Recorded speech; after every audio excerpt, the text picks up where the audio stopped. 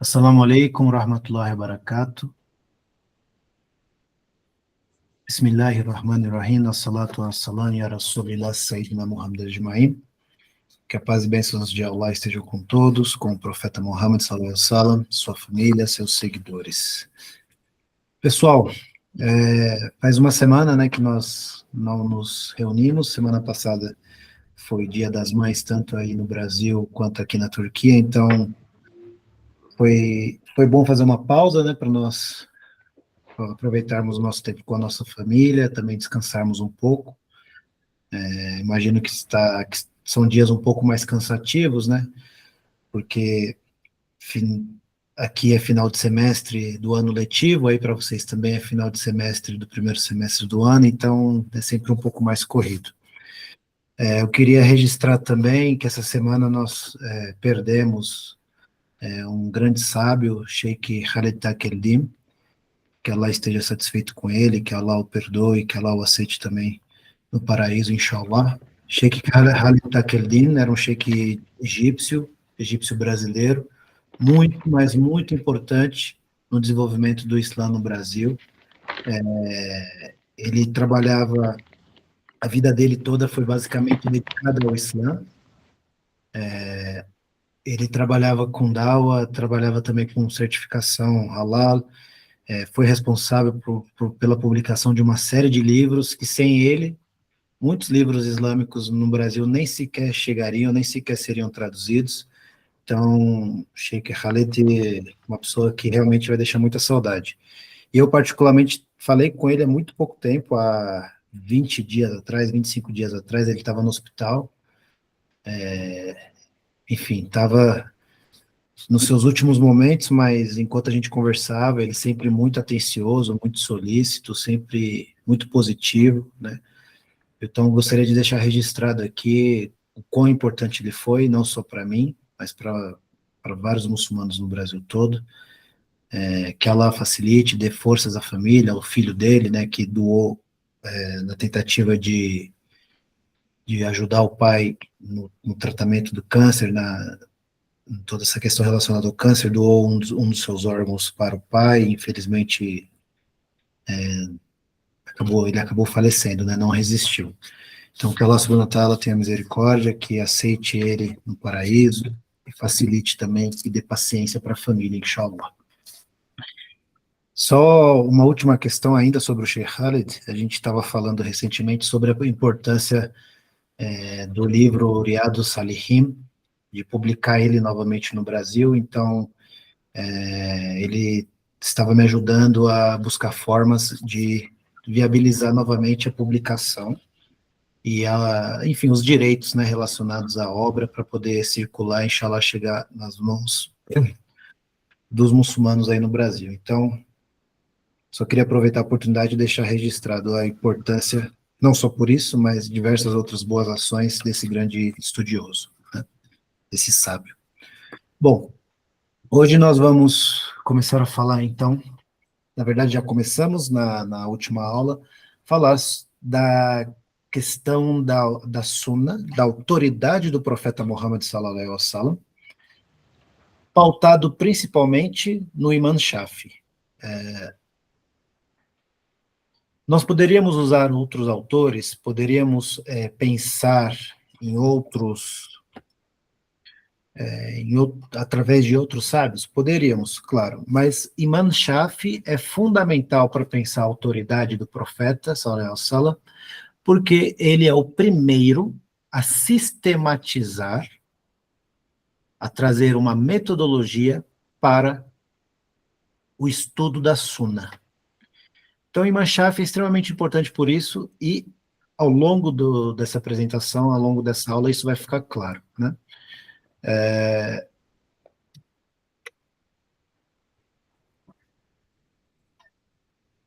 Deixa eu avançar aqui.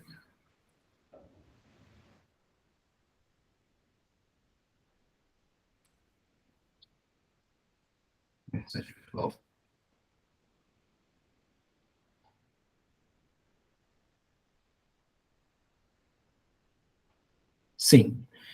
Qual que era, então, o contexto, né, a questão relacionada à época que o Iman Shaf pensou. Irmão Kelvin, você pode só desligar seu microfone, por gentileza? Está vindo um ruído aqui. Qual que era o contexto do pensamento do Iman Shaf? Eu já falei isso na última aula, talvez algumas coisas ainda possam parecer repetitivas, mas eu gostaria de reforçar alguns aspectos que eu falei de forma geral, mas hoje com foco diferente. Hoje, por exemplo, nós pensamos o seguinte: é muito natural, né? Nós dizermos, eu sou muçulmano, portanto eu sigo o Alcorão e a Sunna. É muito natural dizermos isso. Só que é muito natural, claro, hoje é automático. E isso se deve ao trabalho de vários sábios do Islã, inclusive do Imam al-Shafi. Porque se não fosse ele ter tomado a iniciativa de ter sistematizado isso, talvez hoje, para nós, essa frase que soa tão natural, talvez ela tivesse um outro peso, um outro significado. O que eu quero dizer? No contexto que Manshaf estava vivo, e que ele viveu e trabalhou, era necessário organizar intelectualmente o que é isso, o que isso significa. Seguir o Alcorão e a Sunna.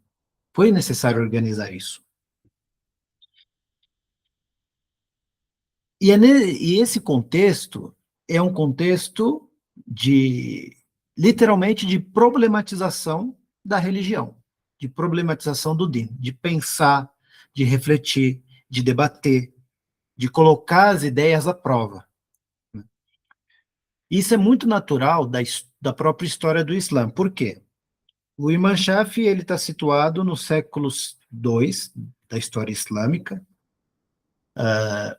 e naquela época o Islã já tinha se expandido de forma significativa. O Islã já tinha saído ali do Hijaz, ou seja, da península, Meca, já tinha saído da cidade de Meca, já tinha saído de Medina, já estava na África, já estava no norte da África, já estava na Pérsia, já estava entrando na Pérsia, já estava entrando na região da Anatólia e já estava no Iraque, já estava consolidado. Então, na medida que o Islã se expandia, geograficamente falando, você tem a influência de novas culturas, você tem a influência de novas línguas. Por exemplo, apesar do árabe sempre ter sido e continua sendo a língua mais importante do Islã, no entanto, você tem, na medida que o Islã vai crescendo, você passa a ver obras de peso da história do Islã e pensadores importantes que vão pensar e refletir o Islã através de outras línguas. Uma delas é o persa, outra delas é o turco, ou outros dialetos, inclusive, de regiões das quais o Islã atingiu. Mas eu cito tanto o turco quanto o persa porque são línguas em que, depois do árabe, você tem uma vastidão também de obras publicadas antigas, tá? Não obras recentes, obras antigas publicadas dentro dos estudos islâmicos nessas línguas. Tanto que uma vez eu ouvi de um grande sábio ele dizendo assim, claro, não é fácil, é uma coisa que realmente demanda uma vida de sacrifício, como a vida do Imam Shafi foi e de tantos outros sábios, mas uma pessoa que realmente busca o conhecimento do Islã, ela primeiro precisa, claro, passar pela língua árabe, mas se ela quiser realmente ampliar os seus horizontes, ela precisa também passar pela língua persa e pela língua turca, porque são línguas, né, basilares da civilização islâmica. E hoje a gente até pode dizer o inglês, nos nossos tempos, né? Apesar de não termos obras clássicas escritas originalmente em inglês, nós temos uma variedade imensa de obras que foram traduzidas e temos uma variedade imensa de estudiosos, de pensadores, de sábios que se comunicam, que escrevem em inglês, né? Então, o inglês, na minha visão, no Islã moderno, digamos assim, na contemporaneidade, também ocupam um papel fundamental na cultura islâmica. Então, isso, na época do Imam Shafi, era inimaginável, né? Já pensou? Se Imam Shafi tivesse vivo, ele falasse assim, nossa, ele, claro, ele sempre versado no árabe, ele foi educado com os beduínos, os mestres da língua árabe, ele era por si só um grande mestre da língua árabe. Eu fico imaginando se ele, claro, era difícil, mas se passou talvez pela cabeça dele essa possibilidade de que tantas outras línguas, inclusive uma língua como o inglês, pudesse ser uma língua importante, né, para o Islã. Sornalai, a gente vê como realmente a história, ela tem essa dinâmica, né? Ela vai, ela vai passando, ela vai, de certa medida, com muitas ressalvas, evoluindo, trazendo elementos novos, e um desses, né, é a questão da linguagem. Então, no contexto do Imam Shafi, o contexto em que o Islã já tinha se expandido e que continuava se expandindo, nós temos novas regiões, novas culturas, novos problemas jurídicos, novas questões do dia a dia dos muçulmanos vão surgir, questões das mais diversas possíveis, Hoje nós temos inúmeras questões do nosso dia a dia. Isso é normal de cada época. Naquela época em que o Islã se expandia, questões jurídicas e questões jurídicas iam surgindo e as pessoas, por devoção, por respeito, por temor, iam buscar o respaldo para as respostas de suas perguntas dentro da religião, né? E a partir disso, vai surgindo também diferentes métodos de interpretação. As pessoas, na tentativa de, no contexto do Imam Shafi, a tentativa de entender melhor a religião e responder, não só entender, mas responder às questões da sua época, as questões que surgiam, as pessoas passam a demandar por métodos interpretativos. E muitos dos métodos interpretativos, queira ou não, são resultados do contexto em que você está inserido. E isso vai ficar mais claro quando eu comentar, já comentei 2 semanas atrás, mas vou comentar novamente, a questão da diferença dos métodos interpretativos do povo de Meca, do povo de Medina e do povo de Iraque, de Bagdá. Por causa da situação em que essas pessoas estavam inseridas, a forma e as ferramentas que eles tinham nas suas mãos não demandavam, mas tinham como consequência uma forma diferente de interpretar as fontes religiosas, né? Então, a questão importante é, qual é exatamente, então, o papel do profeta na interpretação da revelação? É essa que é a questão central, o cerne da questão de todo o pensamento do Imam Shafi nesse livro, na Risala. Qual é exatamente o papel do profeta, sallallahu alaihi wasallam, na interpretação da revelação? Qual é?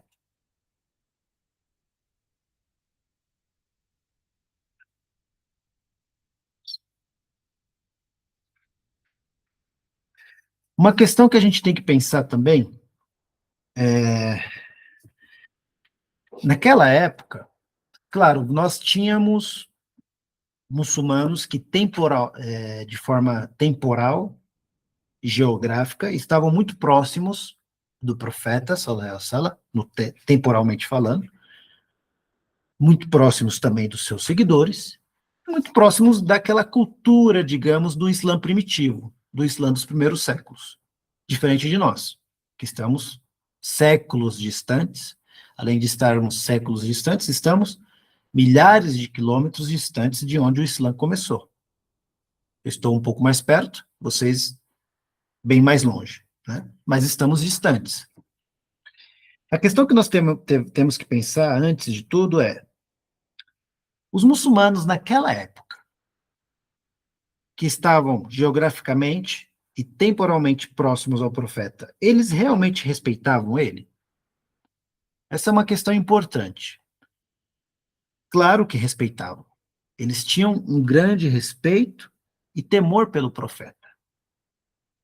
A questão importante por detrás de todo esse contexto do pensamento do Imam Shafi é: se as pessoas realmente respeitavam e amavam o profeta, então como que se estabeleceu a autoridade e qual é exatamente a autoridade da Sunna? Por quê? Uma coisa é amar, uma coisa é respeitar. No entanto, uma outra coisa diferente é aceitar a autoridade. Isso é uma coisa que o Imam Shafi percebeu. Por quê? Haviam grupos de muçulmanos devotos que amavam o Islã, que acreditavam num único Deus, que acreditavam no profeta Muhammad, sallallahu alaihi wasallam, mas em algumas questões não consideravam fundamental seguir a Sunna totalmente. Para algumas questões a Sunna era secundária. Ou outros sábios, depois eu vou citar quais especificamente, quais movimentos, consideravam que a Sunna não era só necessariamente o comportamento do profeta, mas também o comportamento dos seus seguidores mais próximos. Então, Imam Shafi, ele se vê nesse contexto, de que há uma ideia de Sunna, mas que não está muito definida. O que é realmente a Sunna? Se há um contexto de amor, de devoção, de respeito, mas a autoridade da Sunna não está bem definida. A Sunna, por si só, não está bem definida. É esse o contexto que Manshaf está percebendo ali.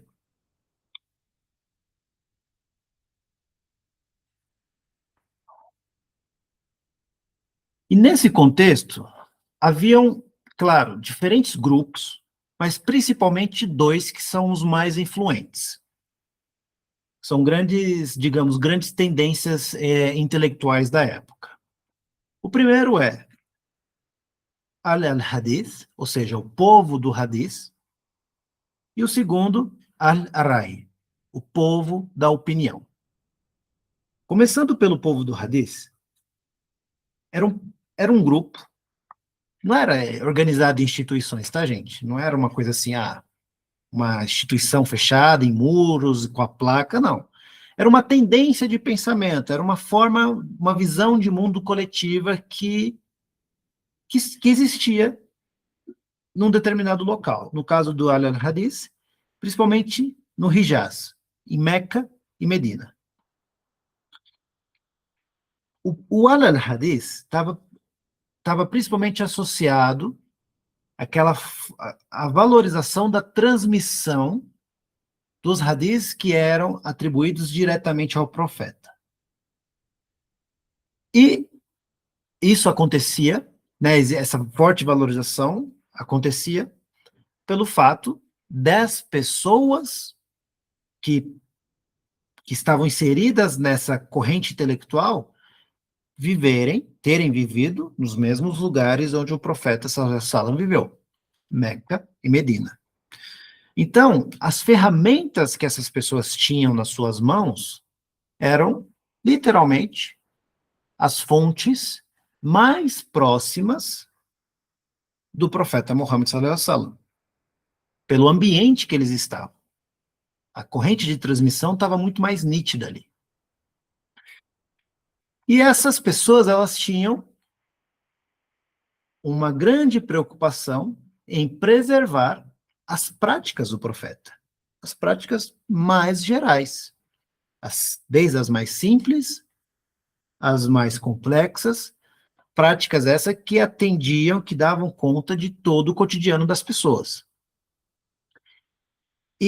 E essa tradição de pensamento, ela trazia uma grande importância e um peso bem considerável para os próprios hadiths. Então, eram pessoas que por estarem inseridas nesse contexto, nessa cultura, tinham esse perfil de pensamento, digamos assim. E um dos grandes proeminentes dessa forma de ver o Islã naquela época era Imam Malik, que vivia em Medina e era o maior sábio das ciências de hadith da época. O Imam Malik, o fundador do Madhab Malik.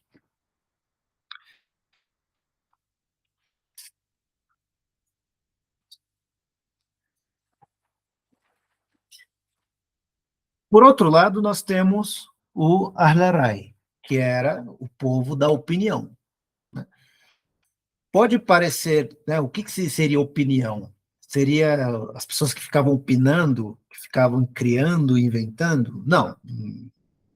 Não eram muçulmanos que não eram devotos, muito pelo contrário, eram muçulmanos extremamente devotos, muçulmanos sinceros, preocupados com o bem-estar dos outros muçulmanos, preocupados com a justiça, com o Islã, com o amor ao profeta, com o Tawhid. Eram muçulmanos tão devotos quanto os de Meca e de Medina. A situação é, eles estavam inseridos em um contexto geográfico diferente e num contexto intelectual também diferente. Essa tendência de pensamento ela está mais associada aos muçulmanos do Iraque. E pela falta de terem hadiths em mãos, muitos dos quais, tanto para encontrar em Meca e Medina, era muito mais simples, mas que para eles o hadith não chegava. Tu tem uma questão, por exemplo, uma questão de herança. Vamos supor, surge um, um detentor de certas posses, falece, isso pensando assim, que isso aconteceu no Iraque. Uma pessoa falece, deixa dependentes ali, e surge uma questão de herança. Ou seja, qual vai ser a herança, quem vai ter direito referente aos bens e posses da pessoa que faleceu. Por um lado, em Meca e Medina, muito provavelmente essa questão já estava muito bem colocada, porque havia hadith transmitido e que já tinha chegado e circulado ali. No entanto, muito possivelmente, eu estou usando essa questão como exemplo, mas poderia ser qualquer outra, muito possivelmente no Iraque não haveria, né, muito possivelmente não teria um hadith claro, explícito ou confiável, com cadeia de transmissão confiável, que pudesse realmente afirmar o que fazer nessa questão. Então, por essa dificuldade, por essa característica, Al-Rai, o povo do Iraque, povo da opinião, precisava fazer um uso do raciocínio jurídico. Precisava refletir mais, pensar mais, especular mais, através, claro, do Alcorão e depois dos hadiths que eles tinham ali em mãos.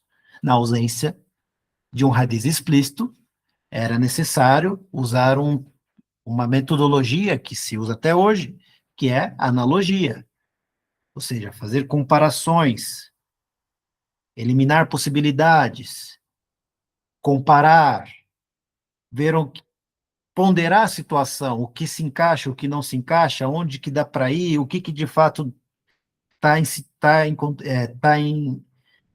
em harmonia com o Corão e o que pode contradizer o Alcorão. Então, olha só, aí, como que era o contexto do povo da opinião. Era um contexto que os forçava a buscar responder as questões usando desses métodos. E, por ter esse contexto, eles precisavam, obrigatoriamente, sistematizar esse exercício de pensamento. Não posso simplesmente tirar da minha cabeça sem método. E é isso que Imam Shafi percebe quando ele vive lá. Ele percebe, olha, o povo do Hijaz, Meca e Medina, os alunos do Imam Malik, o próprio Imam Malik, têm uma grande facilidade para determinar certos assuntos, porque eles têm ali hadiths que já são explícitos, diretos, os exemplos chegam mais perto, mais rápido para eles. No entanto, o povo aqui do Iraque é capaz de ir mais a fundo, e é capaz de abranger ainda mais as questões problemáticas do dia a dia e trazerem respostas a partir do Alcorão e da Suna. Então ele é influenciado por essas duas escolas, tanto que ele cresceu, ele nasceu em Gaza, na Palestina, mas ele cresceu em Meca. O Imam Shafi foi aluno também de Imam Malik e Medina. Ele sai de Meca, vai para Medina, ele fica anos e anos com o Imam Malik, e depois ele vai para o Iraque. E lá ele estuda com um dos maiores, com um dos alunos prediletos do Imam Abu Hanifa. Então ele estudou com os maiores que se podia ter.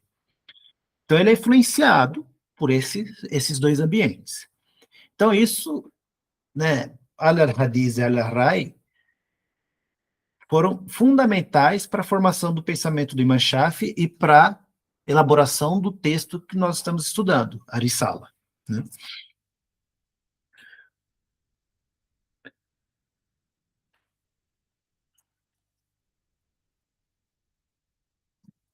Continuando, só um momento.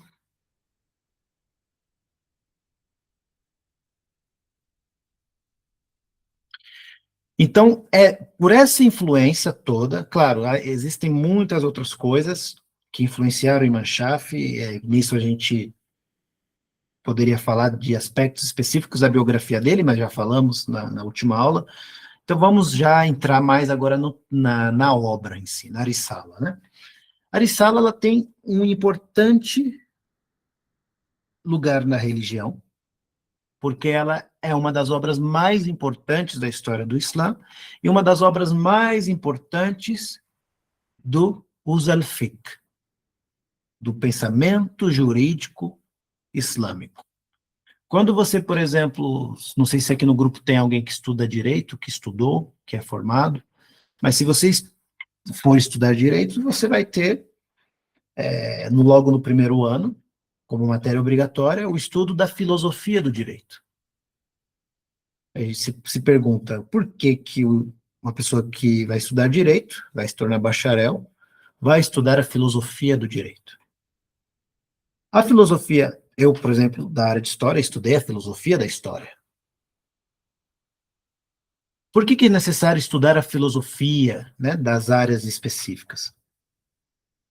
Porque é a partir desse estudo mais geral e desse estudo, entre aspas, mais especulativo, que nós vamos conseguir desenvolver uma visão mais ampla e, a partir dessa visão mais ampla, trazer as soluções mais efetivas para as questões. Então, o Imam Shafi, ao escrever o livro, ele está pensando nisso. Eu vou escrever, não é para um muçulmano comum. Não é esse livro, apesar dele não ser aqueles livros com muitos e muitos volumes, é um livro de peso, é um livro difícil de ler, é um livro que demanda uma orientação a estudar. Porque o Imam Shafi, ele vai elaborar essa obra pensando no seguinte: eu tive dificuldades, Imam Shafi dizendo, eu tive dificuldades para conseguir organizar o Islã de Meca, de Medina, com o Islã do Iraque, com o Islã do Iêmen, e eu percebi que tem um espaço aqui vazio que precisa, que precisa organizar a forma como as pessoas vão interpretar o Alcorão e a Sunna.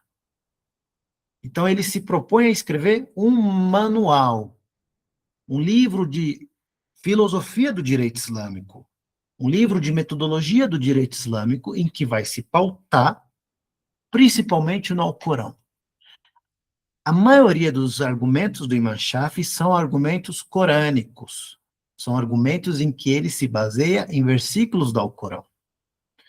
Então é interessante porque ele, literalmente, pavimentou o caminho de todos os sábios das ciências do fiqh. Foi Imam Shafi, repito, que pavimentou o caminho de todos os estudiosos, os alunos das ciências do fiqh. Antes do Imam Shafi existia pensamento jurídico islâmico? Claro que existia. No entanto, não estava sistematizado. Imam Shafi'i sistematiza, organiza, elimina algumas coisas que, na visão dele, estavam equivocadas.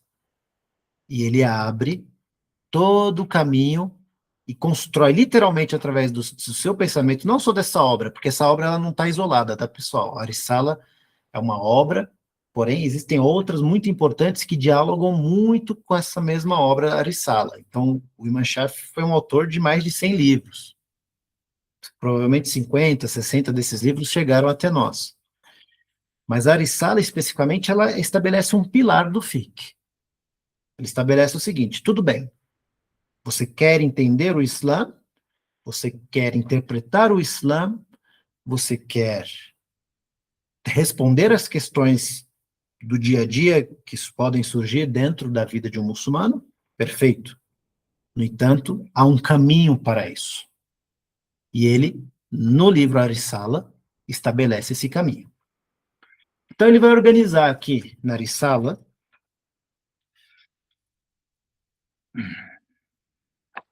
ele vai organizar a relação do Alcorão, do Coran com a Sunna. Então ele vai definir o que é o Corão, o que é a Sunna, o que não é, o que as pessoas pensam que é. Então ele vai trazer argumentos ali, vai explicar. Ele vai estabelecer essa relação, vai definir e vai conectá-los. Vai trazer a importância da língua árabe, para ele, a importância de dominar a língua árabe para o estudo do fiqh, para o estudo de como interpretar o que o profeta Muhammad sallallahu alaihi wasallam dizia, como que o profeta Muhammad usava a língua árabe. Então, olha só, é um livro aparentemente pequeno, no original deve ter acho que umas 600 páginas, mas olha como é um livro que tenta, e Imam Shafi'i sabiamente consegue sistematizar uma grande vastidão de assuntos, né? Ele vai trazer, por exemplo, ele vai organizar a relação do consenso, ou seja, a importância das discussões entre os sábios e o que eles concordam, e a importância da analogia, que é a influência do al-Rai, do povo da opinião. Então, digamos assim, toda a trajetória de vida intelectual do Imam Shafi'i está concisa na proposta da Risala, desse livro, né? E existem várias ideias importantes, mas a principal é: a religião precisa de método. Se não há método, as pessoas não vão chegar nos melhores resultados para responder às questões do seu dia a dia. E Imam Shafi'i percebe isso sabiamente, porque ele vai dizer: bom, o Alcorão nos diz para rezarmos, nos diz para jejuarmos. No entanto, como? Em quais condições? Como fazer? Quais os métodos? Então, ele vai se propor a explicar isso. Se surgirem questões, pessoal, fique à vontade, tá? Podem levantar a mão e perguntar. Só deixa eu abrir aqui no chat, alguém comentou algo.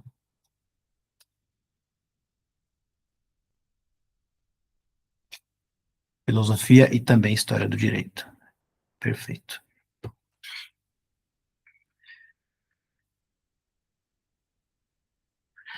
E pensando ainda naquilo que eu falava, sobre o contexto do Imam Shafi'i, é um contexto problemático. Problemático em que sentido? Havia ali uma crise da autoridade interpretativa. A autoridade interpretativa não estava bem estabelecida. As pessoas interpretavam, deduziam, mas sem método, sem uma orientação que se mostrasse a mais efetiva. Então, por exemplo, qual Suna? Lembra que eu falei? Tá, seguimos o Alcorão e a Suna, mas o que é Suna? Qual Suna? Né? Qual transmissão? Que tipo de transmissão? É o que o profeta falou, o que o profeta fez, ou o que alguém reportou sobre o profeta, sobre alguém que viu o que o profeta fez? Que tipo de transmissão é essa, desse saber? Qual a interpretação? A interpretação de Meca ou de Medina, ou a interpretação do povo da opinião, ou uma outra que pode surgir? E qual é o limite do raciocínio, né, da especulação nessas questões da religião? Até onde eu consigo ir? Até onde o Islã, Allah subhanahu wa ta'ala, permite que eu vá? Então, basicamente, há várias formas interessantes que a gente poderia definir essa obra, mas uma delas que eu gosto muito é o Imam Shafi, no livro Ar-Risala, está pensando assim: o, o que será que Allah quer dos muçulmanos, quer de nós? Eu, como Imam Shafi pensando, eu, como sábio, eu, como uma autoridade, vou buscar abrir esse caminho e mostrar para os muçulmanos o que Allah subhanahu wa ta'ala quer deles, através do método. Essa é uma das inspirações do Imam Shafi. E não só a inspiração, mas uma das grandes contribuições, porque através do pensamento dele, através da obra, ele nos mostra o que Allah subhanahu wa ta'ala pensa de nós. Pensa de nós não, perdão. O que Allah subhanahu wa ta'ala quer de nós. Porque, voltamos a uma questão básica. Ser muçulmano apenas por ser não é suficiente. É necessário ser e agir e fazer como o muçulmano deve fazer. E como fazer como o muçulmano deve fazer? Sem método, sem orientação, sem prática.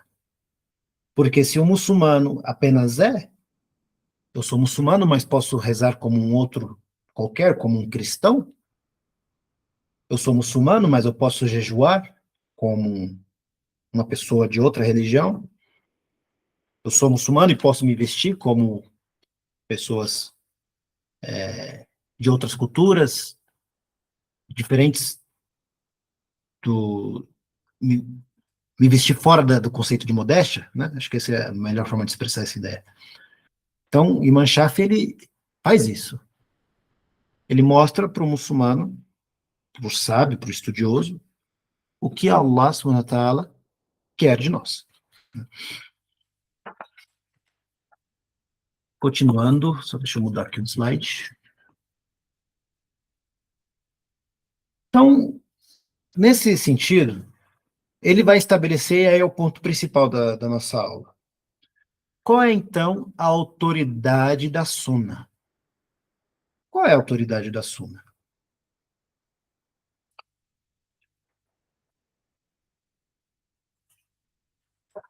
Imam Shafi vai argumentar o seguinte: obedecer o profeta sallallahu alaihi wasallam é obrigatório. Ele vai estabelecer isso. Depois ele vai argumentar: a Sunna, por si só, possui autoridade normativa. Ela é capaz de normatizar a vida de todo muçulmano. E uma coisa extremamente importante, que até então não estava sistematizado. A Sunna, isso é pensamento do Imam Shafi, ok? A Sunna é parte da revelação. A Sunna do profeta Muhammad sallallahu alaihi wasallam é parte da revelação. E ele vai construir esses argumentos, com base no próprio Alcorão. São vários versículos que ele usa, tá, pessoal? Que inclusive são vários que ele utiliza nesse texto que a gente leu, nessas 6 páginas, 6, 7 páginas. Eu selecionei apenas 3. Mas ele sempre, é uma coisa que é importante vocês perceberem, o argumento dele é sempre corânico. Ele se sustenta em hadith também, claro, mas ele sempre parte de versículos corânicos para estabelecer os seus argumentos. Então, o primeiro versículo que ele vai utilizar aqui, da Surat Al-Nisa: quem obedece ao mensageiro, obedece a Allah. Man yutil ar-rasuli fakada ata Allah.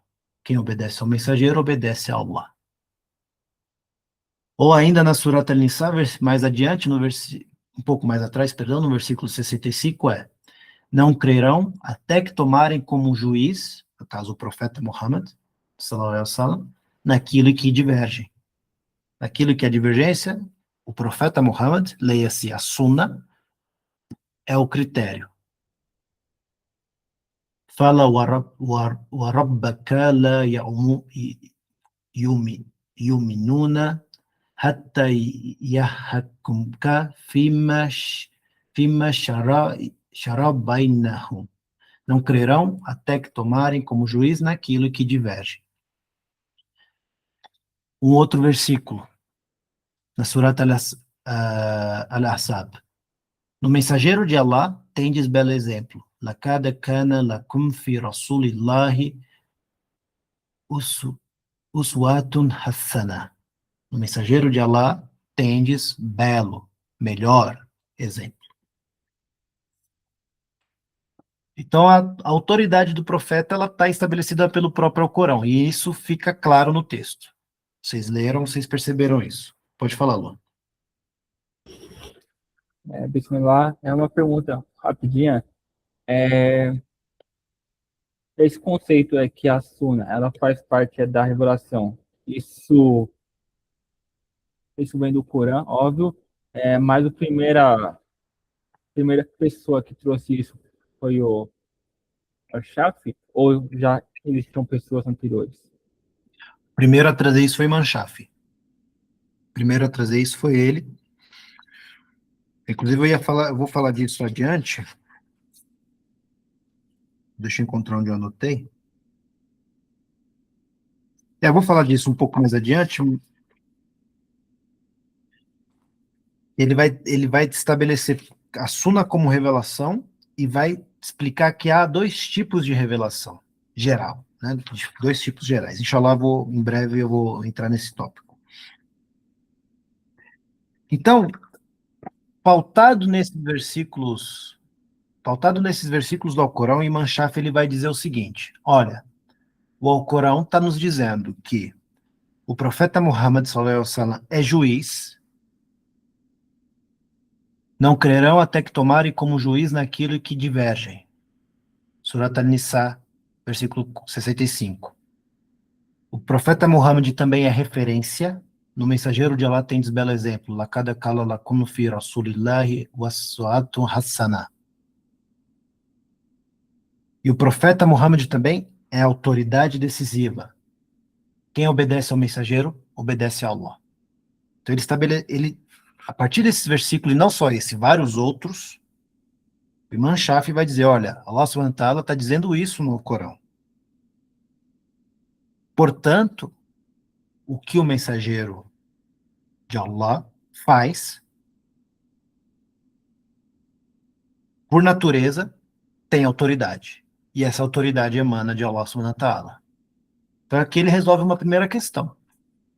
A autoridade normativa surge, que era uma questão que ele discordou, se eu não me engano, de um dos alunos de Abu Hanifa, que dizia, a Sunna também, eu não lembro se Imam Malik também dizia isso, não vou arriscar, mas havia um grande sábio, uma tendência de pensamento de um grande sábio que dizia que a Sunna era também o comportamento, os relatos, as ações dos companheiros. Imam Shafi especificamente discorda disso. Ele vai dizer, a Sunna é diretamente o que o profeta Muhammad sallallahu alaihi wasallam fez e disse, etc. Né? E aí, mas isso pode surgir uma outra questão. O que significa, então, tudo isso depois da morte do profeta? Então, os sahabas, os seguidores do profeta não têm peso? Claro que tem. E aí a gente vai ver a importância do consenso, a importância da transmissão, quem é que está transmitindo os hadiths e a tradição, enfim. Mas Imam Shafi, ele estabelece isso. Olha, a Sunna é exclusiva do profeta Muhammad sallallahu alaihi wasallam. A Sunna é dele. E a Sunna é parte da revelação, e eu vou entrar nesse tópico agora. Mas antes, acho que a Nur gostaria de fazer uma pergunta, ela tinha levantado a mão. Pode fazer, Nur. Salam aleikum. Aleikum salam. Só para me entender, no caso, ele não foi a pessoa que criou a primeira escola de jurisprudência, né? Ele foi que sistematizou, no caso, criou esses métodos dentro do que é a Sunna, do que é o fiqh no Islã? Exato. Na verdade, existiam já outras escolas, já existiam outras tradições, por exemplo, principalmente a escola Hanafi. A escola Hanafi foi uma se eu não me engano, a primeira, né? E já, o Imam Malik já estava vivo, já era o Imam Malik, o grande Imam Malik. Então, você já tinha outras escolas, muito consolidadas, né, no tafsir, na interpretação do Alcorão, e muito consolidadas na ciência dos hadis, né? O que Imam Shafi faz, ele não é um fundador, eu estou fundando o Shafismo, a escola de jurisprudência Shafi. Ele nunca falou isso. A própria herança do pensamento dele, naturalmente, fundou isso, e tanto que muitos contemporâneos da época dele diziam, Allah subhanahu wa ta'ala sempre envia, né, um renovador a cada 100 anos, um renovador da religião, e, e um grande sábio disse, discípulo de Abu Hanifa, disse, eu acredito que Imam Shafi é um desses, né? Então, assim, é o que as pessoas disseram, não foi ele que se colocou nessa posição, de fundador de nada. As pessoas colocaram ele nessa posição. Allah subhanahu wa ta'ala colocou ele nessa posição. O que ele faz, o que ele é o primeiro a fazer, ele estabelece um método, o método fiqh. Porque antes era tudo muito, é, como posso dizer, estava desistematizado. Você tinha o conhecimento, a forma de pensar do Hijaz e a forma de pensar do Iraque, al-Hadiz al-Rai. E eram métodos que estavam dispersos, que não estavam sistematizados em um pensamento conciso, em uma obra, né? Então, Imam Shafi, a inovação dele é essa, a grande contribuição dele é essa, sistematizar os princípios do fiqh. Porque ele não vai pensar o fiqh assim, nas suas maiores profundidades, as minúcias, não é manual de halal e haram, né? Ele não faz isso. Ele estabelece as bases do fiqh. Ele pavimenta esse caminho para quem realmente vai se dedicar a esse tipo de trabalho, né? Tanto que o livro A Risala é leitura obrigatória de qualquer estudante de fiqh. Tem que ler o livro do Imam Shafi, porque é ele que tem a base, né, a base metodológica, né? Então, entrando agora nessa questão a Sunna, né, como revelação. O Imam Shafi, ele vai dizer que a Sunna é revelação, porque ele vai se basear nesses versículos do Alcorão, que ele vai dizer, olha, o Alcorão repetidamente reforça a autoridade do profeta sallallahu alaihi wasallam, repetidamente. E ele vai perceber que a revelação, ela tem dois aspectos gerais. Um deles é a revelação recitada, o próprio Alcorão. É a revelação recitada, é o livro, é a letra, é o que está escrito ali. No entanto, há uma outra face da revelação, que é a revelação vivida. E aí ele se baseia nesses versículos do Alcorão e também no grande hadith de Aisha, que vai dizer que o caráter dele, do profeta Muhammad, sallallahu alaihi wasallam, era o próprio Alcorão. Então, Imam Shafi, ele estabelece, na opinião dele, a Sunna como uma parte da revelação.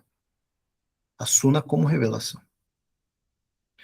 E ele responde isso de forma fundamental. O argumento dele é o seguinte: bom, a Sunna é de fato a revelação? Sim. Por quê? Porque a revelação recitada me diz que eu devo estabelecer a oração. O Alcorão diz: estabeleçam a oração.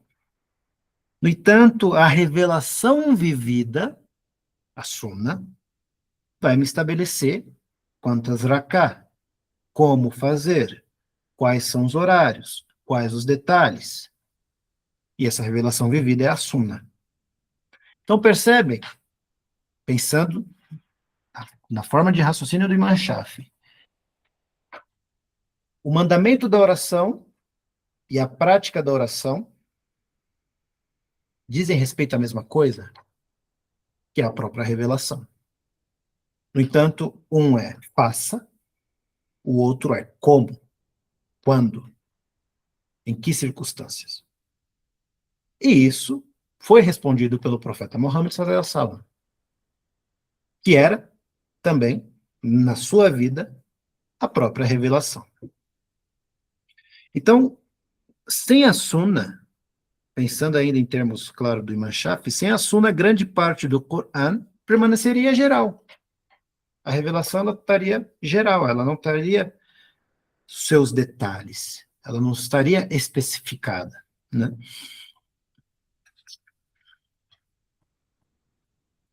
E isso é uma grande inovação do pensamento do Imam Shafi. Inovação no bom sentido, claro. Né? Muito se fala se usa muito, né, se abusa muito desse termo de inovação, como se todas as inovações fossem ruins ou nos levassem ao inferno, com base em um determinado hadith, mas é aquilo, fora de contexto, né?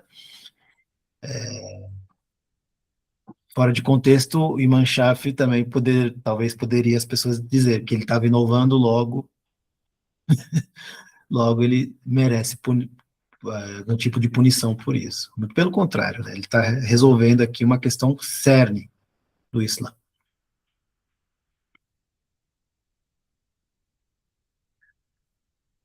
E aí, pensando nisso, essa relação entre Quran e Sunna, há uma questão importante a se falar, que é a questão da hikmah, que é a sabedoria.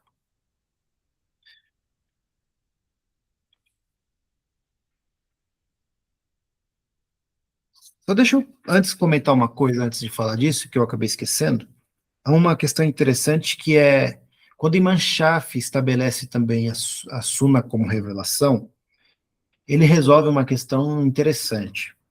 Porque antes dele estabelecer essa ideia, a Sunna ela podia incluir as práticas locais do povo, ela podia incluir costumes jurídicos, as decisões de um juiz são Sunna. O que o povo do Quraysh faz ou deixa de fazer é Sunna. Ou tradições comunitárias do povo de Medina, ou do povo do Taif, são também parte da Sunna, né? E Imam Shafi percebe que não. Ele percebe que todas as questões careciam, várias práticas desses grupos que eu citei, né, desses povos, careciam de base explicitamente corânica, realmente firmada no Corão. Então, é interessante porque ele coloca um limite aí.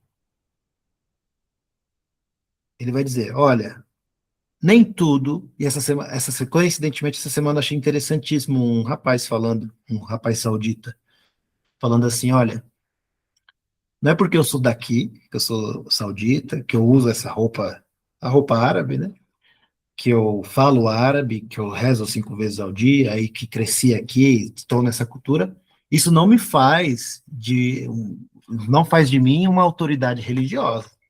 Os meus costumes não são necessariamente a melhor referência de Sunna. O rapaz falou isso. Então, e ele, acho que ele trabalha viajando, tem contato com muçulmanos em diversos lugares, e as pessoas, às vezes, dele falando, né, tinham essa tendência de tratá-lo como como se ele fosse uma autoridade religiosa, por ser de um dado local, por ter certos costumes, etc, etc. Né? Enfim, esse exemplo me vem à mente agora, porque eu consigo fazer uma certa comparação, claro, com os devidos limites, uma comparação desse contexto que Manchaf também percebeu. Ao estabelecer de fato a Sunna como revelação, porque aí você realmente coloca uma linha divisória. Você percebe que a infabilidade nas questões da religião só existiram através da vida de uma pessoa, que foi o profeta Muhammad sallallahu alaihi wasallam. Imam Shafi não é infalível, Imam Malik não é infalível, Imam Abu Hanifa não é infalível, Imam Hanbali não é infalível, e nenhum outro sábio é ou foi infalível. Apenas o profeta Muhammad sallallahu alaihi wasallam. Então, é interessante porque ele coloca um limite aí. E aí eu, enfim, lembrei desse rapaz saudita dizendo sabiamente, né, que a condição em que ele, cultural, que ele faz, que ele cresceu, não o coloca como uma autoridade religiosa, né? Voltando aqui para a questão da sabedoria. Então, o hikmah, esse conceito, ele pode ser traduzido como sabedoria. Imam Shafi, ele usa esse conceito e aí ele traz aqui uma ideia mais não tão normativa. Ele não vai dizer, estou estabelecendo isso, porque é assim que tem que ser, então sigam assim. Não, ele está fazendo aqui uma sugestão filosófica ao leitor. Ele vai dizer o seguinte, bom, eu acredito que o livro, de fato, é o Corão. Ponto. É a palavra de Allah, é o discurso de Allah, Kalamatullah. É o que Allah disse, é o que Allah está dizendo, é o que Allah determinou. Corão. No entanto, a sabedoria por detrás, e aqui ele vai fazer um argumento filosófico, a sabedoria por detrás do que Allah está nos dizendo, os ensinamentos que eu posso extrair, as reflexões que eu posso obter,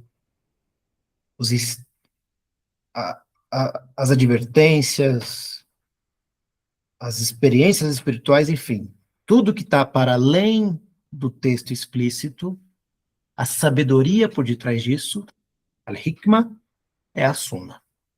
Então, Imam Shafi, ele coloca aqui a Sunna como revelação, mas ele vai além, ele não coloca simplesmente como faça por fazer, faça porque é revelação, não. Façam o que a Sunna diz, porque há sabedoria nisso.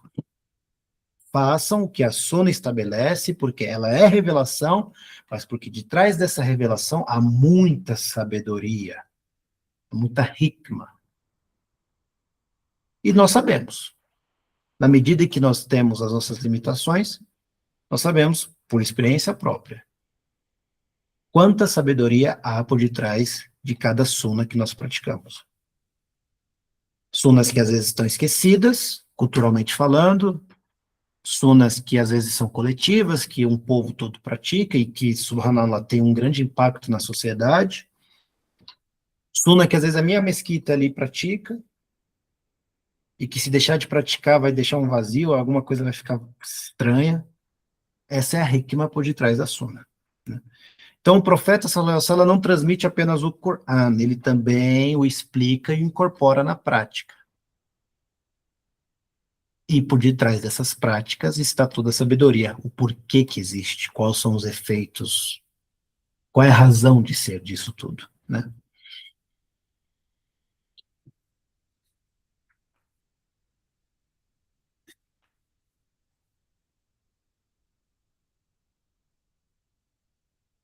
E pensando nas inovações, né, metodológicas do Imam Shafi, eu já falei disso, mas tem um slide especificamente sobre essa questão, que é, antes a Sunna podia, como eu mencionei, podia incluir a prática local, os costumes jurídicos e os precedentes comunitários.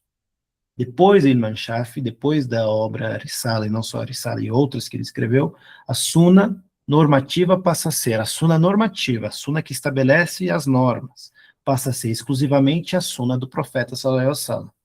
E essa Sunna é preservada através do Hadith, mas não é qualquer Hadith.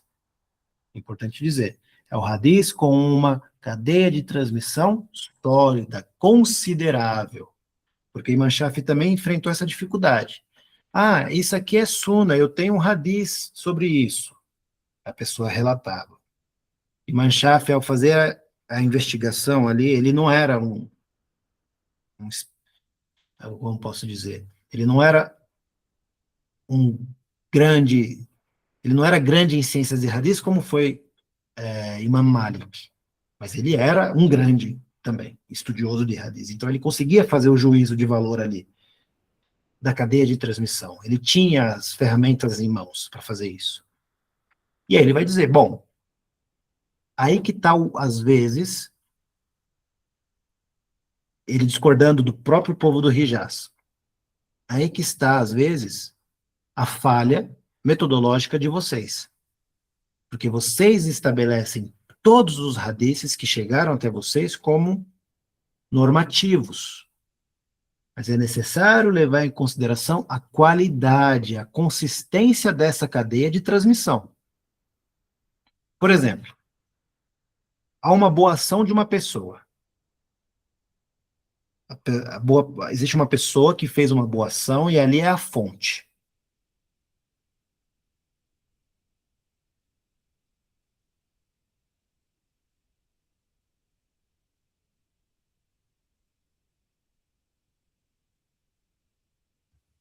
Saiu aqui.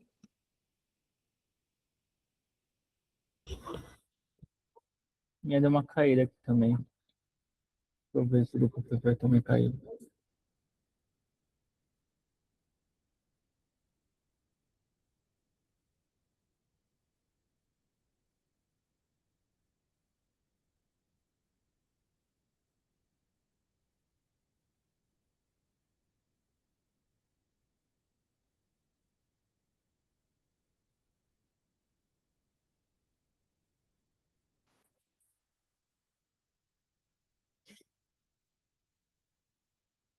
Salam aleikum. Por algum motivo, caiu aqui sozinho.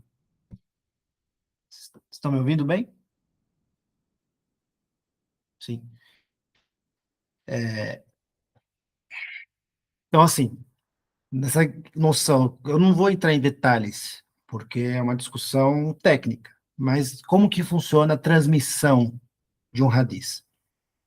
Então, você tem uma boa ação do profeta Muhammad sallallahu alaihi wasallam como a ação por si só, como a fonte, como conteúdo do hadith, como conteúdo daquela ação virtuosa.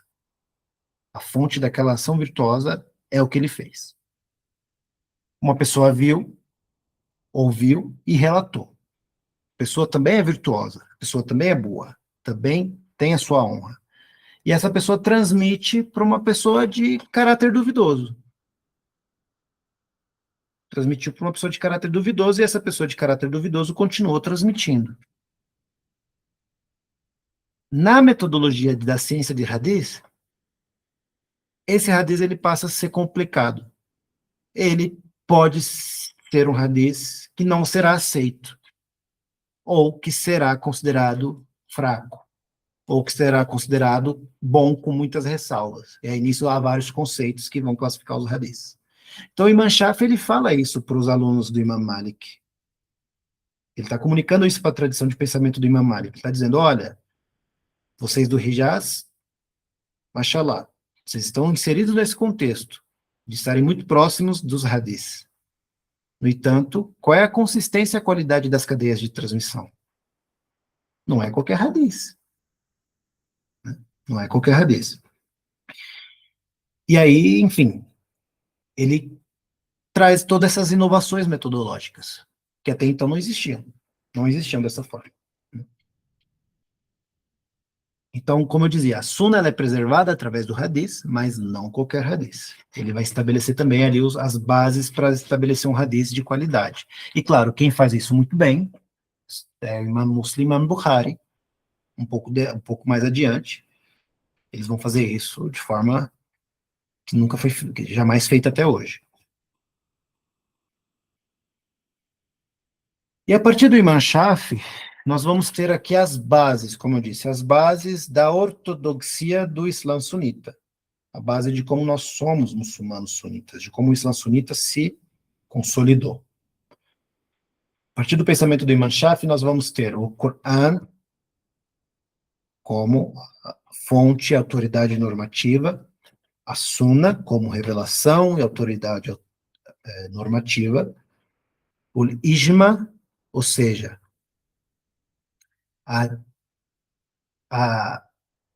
o raciocínio jurídico, se eu careço de fontes explícitas, eu necessito usar o raciocínio jurídico baseado no que eu tenho aqui em mãos.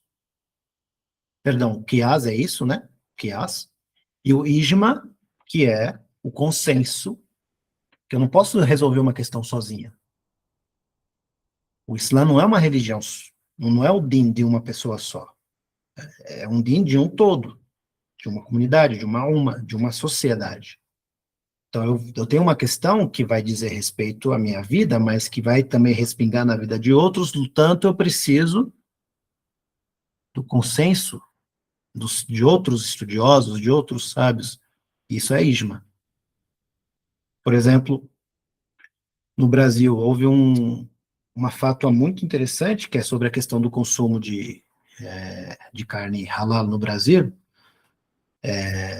e, mashallah, os sheiks fizeram um ótimo trabalho de investigação, baseado no Corão, na Sunna, no ijma e no qiyas, ou seja, no consenso e na investigação jurídica. E aí, lá nos comentários, um monte de gente, um monte não, alhamdulillah, algumas, questionando, como se eles tivessem feito alguma coisa errada, como se eles estivessem inventando, né, a regra. Mas para esses sábios chegarem a uma conclusão dessa natureza, olha o caminho que eles passaram. O Alcorão, infelizmente, não diz, olha, em 2026 a carne halal no Brasil é assim assado. O Alcorão não diz. Também não tem hadith falando disso. Então eu, Alecrim Dourado, vou lá difamar o estudioso que vive a vida fazendo isso, vou lá difamar ele de forma desrespeitosa, né? Cadê o meu adab? Cadê a minha misericórdia? Cadê o meu respeito pelas autoridades religiosas? Vou lá dizendo, olha, não, eu discordo. Tá, discorda por quê? Só discordo. Sabe? Então, vamos respeitar mais os nossos estudiosos, os nossos sábios, e entender que eles são herdeiros da tradição do profeta Muhammad sallallahu alaihi wasallam, do Imam Shafi, dos Sahabas, enfim, de todos os outros. Né? Então, Imam Shafi, a partir dele, esses conceitos passam a ser organizados dentro de uma estrutura mais clara. Então, ele vai transformar práticas jurídicas que estavam dispersas em teoria sistemática. Então, eu quero ser um ulama, um estudioso, perfeito, inshallah você possa ser um estudioso, uma estudiosa, mas esse é o caminho das pedras. Não fique esperando inspiração divina, que você, ao dormir, Allah subhanahu wa ta'ala vai te revelar as coisas no sonho. Não é assim que funciona também. É muito esforço, é muito sacrifício, muita leitura, não é fácil, não é fácil. Por isso que essas pessoas precisam de respeito. Sheikh Khalid Taqi-el-Din é uma pessoa que precisa ser respeitada. Precisa ser respeitada em vida, precisa ser respeitada após a sua morte. Né? Porque são pessoas que realmente, essa caneta aqui tinha um grande peso na mão deles. Porque eles são herdeiros do profeta Muhammad sallallahu alaihi wasallam, herdeiros dos ensinamentos do profeta Muhammad.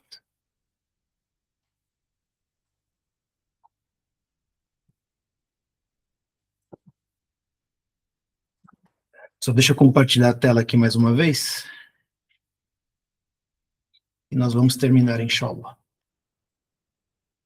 E por último, então, pensando o que Imam Shafi realmente estava defendendo, né?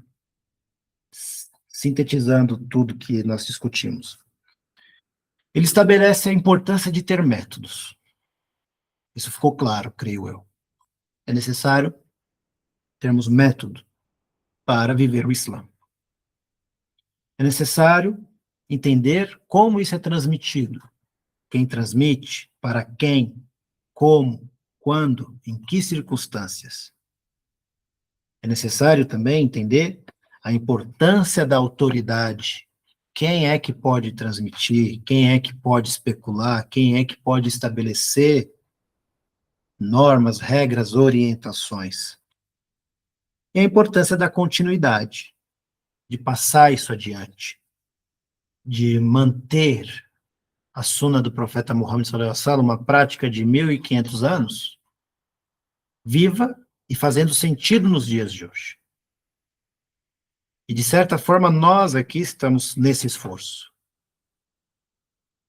Como herdeiros do pensamento do Imam Shafi, que Allah esteja satisfeito com ele, como estudiosos, como alunos, pensando Uau, realmente, viver o Islã sem método não dá muito certo.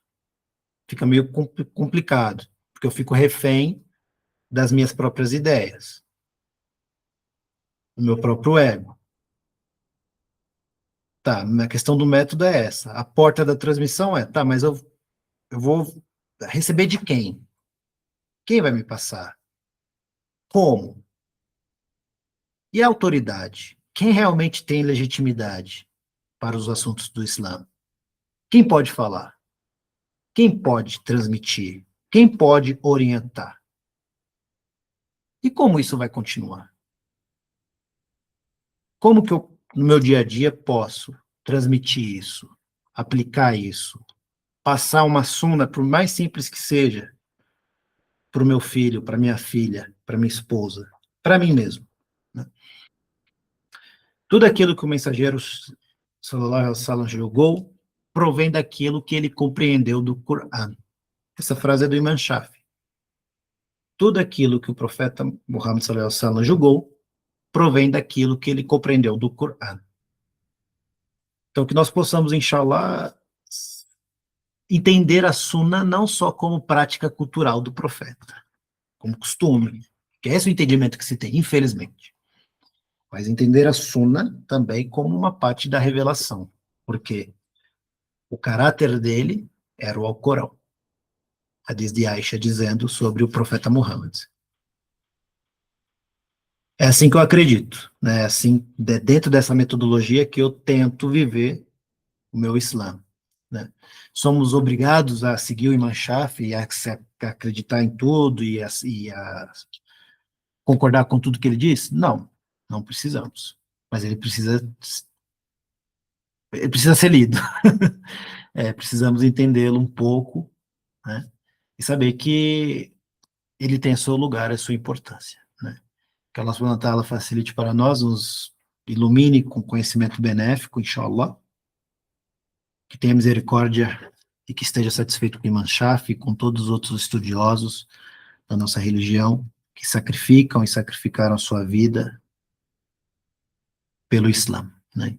Alhamdulillah, por essas pessoas, que Allah subhanahu wa ta'ala continue nos abençoando com mais sábios, mais estudiosos, estudiosas, pessoas sinceras, com taqwa, que possam transmitir o Islã para nós, para os nossos filhos, e que essa tradição viva, que não é simplesmente letra morta, que ela possa se manter viva até o juízo final, inshallah.